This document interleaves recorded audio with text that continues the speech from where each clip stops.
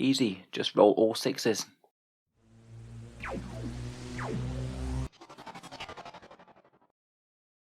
Hello and welcome back to Auspex Tactics, the strategy focused 40k channel, where today we're having a bit of a discussion about dice rolls in general. We'll go through a few of the finer details of rolling hits, wounds and saves, some ways that you can get maximum efficiency out of these, then talk a bit about speed rolling in game, how to roll a whole ton of attacks just a little bit faster. Quite a big subject this and quite technical, so if I do make any errors or leave anything that you think is important, please let us know down in the video comments. So first up, how are you supposed to roll hits, wounds and saves in Warhammer 40k? The fine points of this have changed from edition to edition, but in 9th edition, the normal rules actually assume that you're going to be rolling each attack one after the other, rather than all at once. Of course this is very rarely done, units have an enormous amount of attacks, and without grouping them together we'd be playing very long games. So while they consider one after the other as the gold standard, in a sidebar on the same page, they do say that to speed up games you can group all dice together that have the exact same attack profile, provided they're all being fired at the same unit. Technically speaking, that does mean that usually you're not supposed to use different coloured dice to mark, say, special weapons within the squad.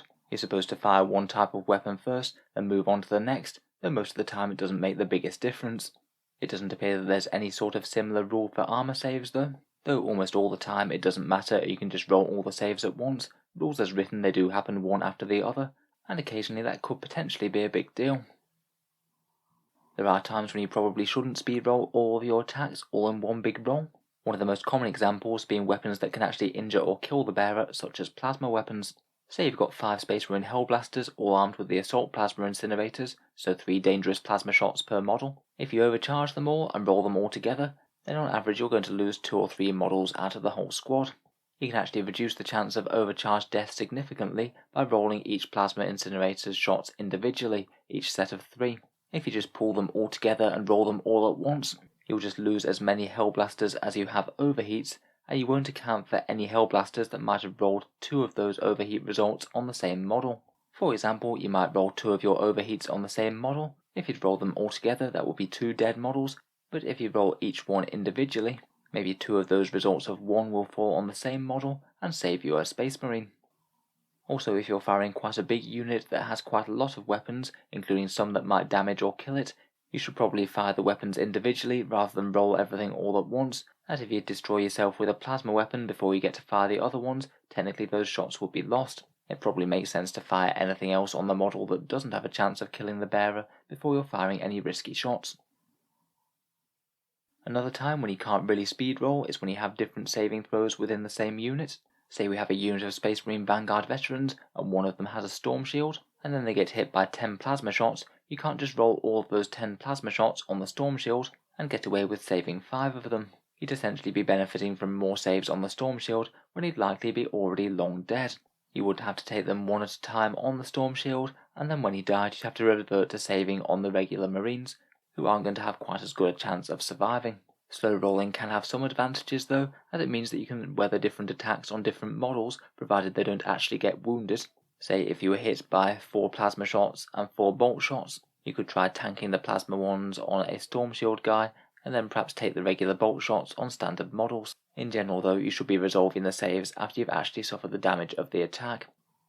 Finally, I think that you could actually sometimes get a tactical advantage by slow rolling rather than speed rolling. If your opponent has any sort of decision to make, then it could deny them more information. Say for example, if you had a Space Marine character being targeted by 3 las cannons, if you rolled them individually, you might make your opponent's decision as to whether or not to command re-roll a save quite a bit harder.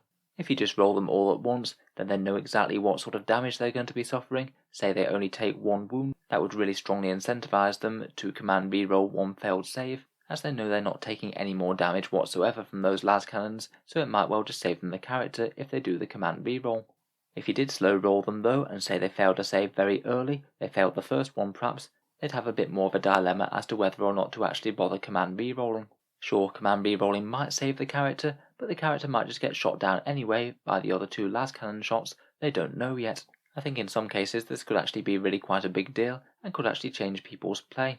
I do feel that this is a little bit on the gamey side though, and certainly a tactic that belongs far more in more competitive tournaments compared with just casual, more chilled games. It could certainly slow down the game far more than it's worth, and it's not something I've ever actually used myself. One other thing from the shooting phase that can actually get you a little bit more damage out of your attacks is choosing the correct sequence of attacks with which to fire your weapons. Sometimes you can gain a little bit of damage by deciding which order to fire your damage 1 or damage 2 weapons in against certain targets. Say for example we have 4 guardsmen, 3 armed with las guns and 1 armed with a plasma gun, all opening fire on some Space Marine intercessors who have 2 wounds. If none of them are injured, I think it usually makes sense to fire the plasma gun first, as that does 2 damage, so you have a good chance to cleanly kill an intercessor, taking 2 wounds of full damage, and not do any chip damage with your las guns beforehand that might be wasted. If you had shot the las guns at the intercessors first, maybe they might have just done 1 wound to them, and that would have been completely pointless if the plasma gun was just going to kill him anyway. In that example, if you fire the plasma gun first, you might well take 3 wounds off the intercessor squad. If you fire the las guns first, you might just get the 2. On the flip side, if we said one of these intercessors was injured and they only had 1 wound left, I think it makes more sense to fire the las guns first, just to give yourself the small chance of downing that 1 intercessor, and again allow the plasma gun to line up some clean shots on full 2 wound Space Marines. So now let's move on to talk a little bit about rolling dice faster and speeding up dice rolls in Warhammer 40k. Rolling big clusters of dice and resolving powerful damage is certainly a really fun aspect of the game, but depending on the army it sometimes can be a bit of a slog if you're having to roll absolutely tons of dice, particularly if those dice don't often have all that much effect. More elite armies don't really have to worry too much about it being a drag on the game, but maybe more hoardy armies, say like Foot Guard or Orcs, or anything with an excessive number of shots like Aggressors had in 8th edition, it might be worth just thinking a little bit more and trying to plan ahead for how you can speed up dice rolls. Having played Foot Guard a fair bit myself throughout 8th, I did have to be at least fairly prompt on the dice rolling front. Each squad with first rank fire, second rank fire spits out a fairly hefty 37 las shots at close range, so I did have to be fairly on the ball if I didn't want that to drag down playtime too much. Firstly, I'd say it's important to have enough dice. I think for slightly faster rolls, slightly smaller dice are a bit more preferable to the big chunky Games Workshop ones, though I do admit they're very nice. You can get all sorts of coloured dice very cheaply off eBay or Amazon, and ideally I'd want some nice clear dice that are quite easy to read. There are quite a lot of faction-specific dice produced by Games Workshop that are kind of absolutely horrendous. I think these Sylvaneth ones on the right got a particularly bad press. They have a fairly hard to read number of leaves on each face, 2 relatively ambiguous symbols for the 6 and the 1, so it's not immediately obvious which is which, and on top of that all the faces vary in colour as well, just to add even more confusion. Very pretty objects, but certainly not going to be as much help to you as just nice normal dice when you're playing a game. Again, I prefer slightly smaller dice than the Games Workshop ones. You can just fit more of them in your hand, and they're a bit easier to transport. And make sure that you have enough for the army that you're playing. If you know that you're regularly going to be rolling 37 dice like I was, I'd aim to have a fair bit more than that, just for ones that you might have littered around the battlefield for marking wounds and things, and doing other rolls on other bits of the table. When it's not your turn, I'd think about organising any dice in any downtime that you have. When the opponent's moving around, it doesn't really take all that much effort just to collect up your dice and have them ordered for next turn. It also helps to tidy up the battlefield a bit, and I think that creates a bit more immersion. If you want them to be absolutely ready to go and save you all the time in your turn, you could even think about clustering them in small piles of easy numbers. Say that you know that there's 10 dice in each of those piles, so you can just pick them up when you actually come to roll. Generally, I'd say that it's best to roll a comfortable amount of dice at a time. Certainly rolling them one by one unless you need to is going to slow things down a lot, but also you can go too far the other way, and trying to roll an absolute ton of dice all at once will just slow you down too, as it takes a long time to sort through all of them for successes and fails. I find rolling around about 20 to be a fairly good number at a time if you need to do rolls bigger than this. With my guard squads I usually used to break them down roughly in half, say roll 18 in one, then 19 in the next. Next, when you are sorting through dice, I think that it is usually worth either picking up either successes or failures, depending on which number is smaller. I'm fully aware that good dice etiquette is to remove the failures so your opponent can see all the successes that remain, as in theory if you're just removing the successes, you might be picking up more than your fair share. If you are picking up successes, then it's worth just making sure that your opponent has seen the roll and is happy with the number of results, or maybe just even sliding over successes to the side away from the main pool of the dice, so they still remain on the same number and visible. I think it just makes a lot more sense, say if you've rolled 30 dice and you need 6s, and you can see that there's only 3 6s there, it saves you having to process the other 27 dice. On top of all this, there are a few other things that you can consider. If things are a bit tight for time, or you just really can't be bothered to roll an excessive amount of dice for a pointless action, You could think about skipping certain rolls if they're not really going to have any effect on the game. A common example might be, you've just charged me with your 27 bloodletters, I'm happy that they're going to kill my 3 guardsmen, I'm fine for you not to have to roll the monumental amount of attacks that they get, unless you really want to. Other things might be, say, firing small arms against a tank right at the end of the game, when you know that your army has no real capacity to actually ever kill the tank, and it's not going to make any difference, and even if you rolled spectacularly, you're only likely to do a couple of wounds anyway. Overwatch in 8th edition was something I used to skip fairly regularly. If the enemy's just charging some lasguns and they have a 2+ save, you need 6s to hit, wound, and then fail the save. Mathematically, then the dice rolls just might not be a good use of anyone's time. Another option that some people use from time to time are dice apps. They tend to divide opinions a little bit, as there just doesn't feel quite as much transparency as actually rolling the dice in front of you. I personally am absolutely fine with people using dice apps for the big rolls against me. It can speed up the game really quite a lot, and I think it's really quite a rare person who actually go to the trouble of messing with a dice app on their phone to give unfair results and just win a game of model soldiers. Finally, having an easy surface where you can roll the dice on that's not actually on the battlefield is something that could be helpful. Some people use dice trays or roll dice out of a cup. It's not something that I've ever got round to doing myself, but I can see how it might be helpful for keeping all the rolls in one place and making sure that it's nice and level so you don't get quite as many cocked dice.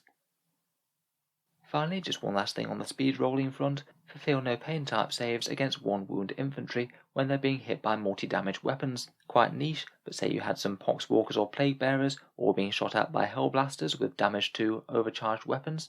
I did see a Chaos Demon player who had quite a good way for making these rolls just a little bit faster. Basically, when one of these 1 wound models is hit by a damage 2 weapon, they need to pass both of their saving throws if they want to stay alive. Say if they were hit by 20 shots with hellblasters, you could maybe roll all 20 of them just for the first time, note all the successes as ones that might potentially stay alive, and then just re-roll those successes to see if they make another successful throw. Say for these plague bearers with their 5+ disgustingly resilient, you roll 20 dice and 6 passed their first save, you could just roll those 6 again, and if maybe 2 passed their second save, then you could just say that 2 had passed their saves and the other 18 would die. The alternative would be rolling 2 dice for each plague bearer 20 times in a row, which is definitely going to take longer. I'm sure there are plenty of other dice shortcuts like this that could be found throughout the game for niche circumstances, but I just thought that this was really quite a good one, and I was quite impressed with the first Chaos player I came across using it. So hope you've enjoyed a short discussion of dice rolls in Warhammer 40k. I'm sure there's plenty more to add on the subject, so please let us know if you have any other fun ideas down in the comments. If you've enjoyed the video, then feel free to subscribe to Auspex Tactics, where I'll certainly keep the 40k Tactics videos coming out each and every day. Finally, if you'd like to help support the channel, I'd just like to mention the Patreon page, which you can find down in the video description. Making all this content does take a massive amount of time, and if you are enjoying regularly, any support is massively appreciated.